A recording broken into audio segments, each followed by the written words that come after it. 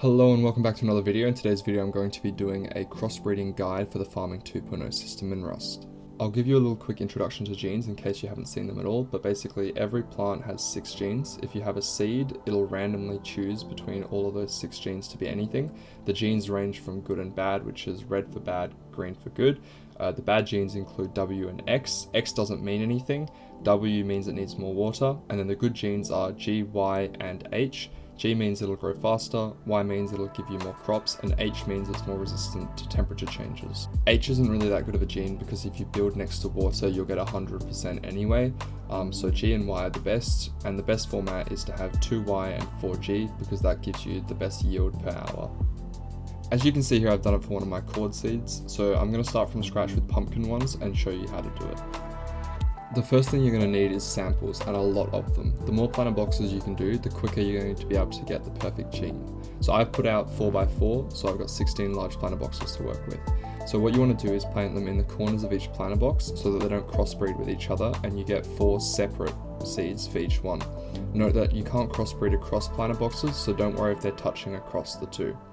Another way of doing this is just by filling up all of the boxes, and then as soon as you see some bad ones, you can hatchet them out. However, for some reason on my private server, the hatchet wasn't working, so I just kept them in the corner so that they wouldn't crossbreed. You don't want them crossbreeding now because otherwise all the red genes will take priority and you won't have very many good samples. As soon as you plant your seed, it'll be given its genetics. So during this time, I like to run around and look for all the good genes so I know where they are later. For your first batch of genes, I like to only take ones that have a maximum of 1 red. So that means you'll be running around looking for all of the ones that have 5 greens or 6 greens. The reason is because red genes take priority, so when you're crossbreeding, it's really difficult to try and get rid of the red genes whilst also keeping the good genes. So the less red genes, the better. You don't have to do this, but I've just placed corn seeds here so that I know where the genes are.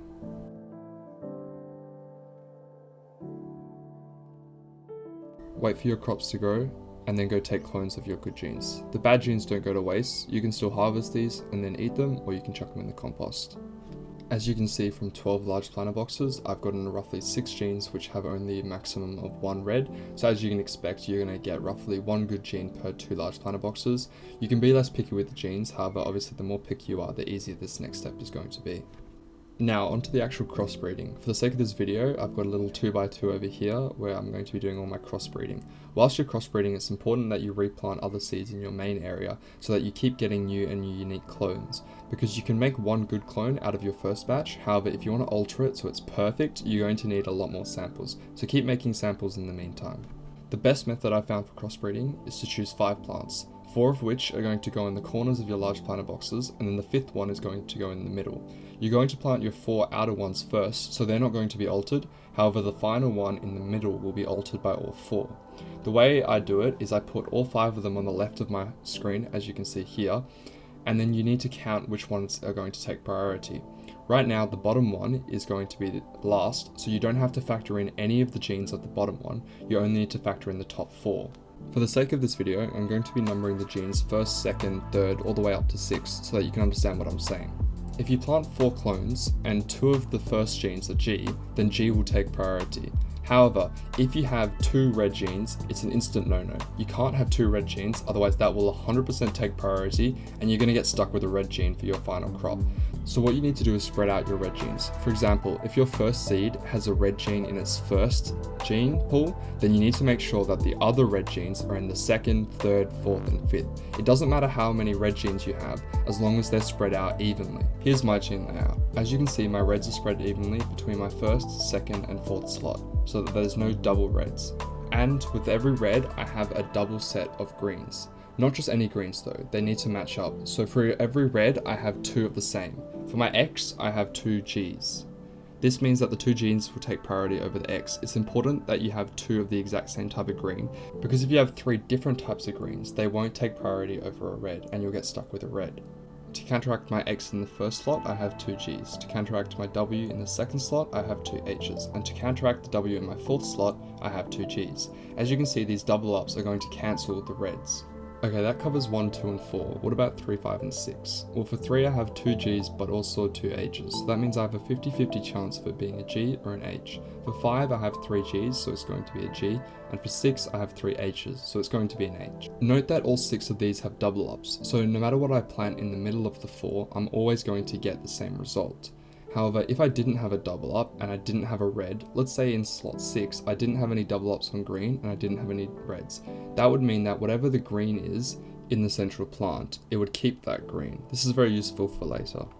Wait for your 4 outer plants to reach crossbreeding stage, so that when your 4th one reaches crossbreeding stage, the other ones will be mature and they won't change their genetic makeup, only the central one will get changed. So after just one batch, we now have a plant which has 4 Gs and 2 Hs. It's not a bad plant. You can reproduce this and have as many of these as you want, and now your plants will be a little bit more efficient than if you just use seeds. However, if you want to be really picky, we can keep crossbreeding so that we get the perfect plant, which is 2 Ys and 4 Gs. To progress further from here, you need to get a lot more samples. You can't use the samples you've already used because you're going to get a lot of double ups on the H's. The H's are the ones we're trying to get rid of. So what you need to do is plant a lot of samples and go try and find ones that have Ys, which would in theory replace the H's.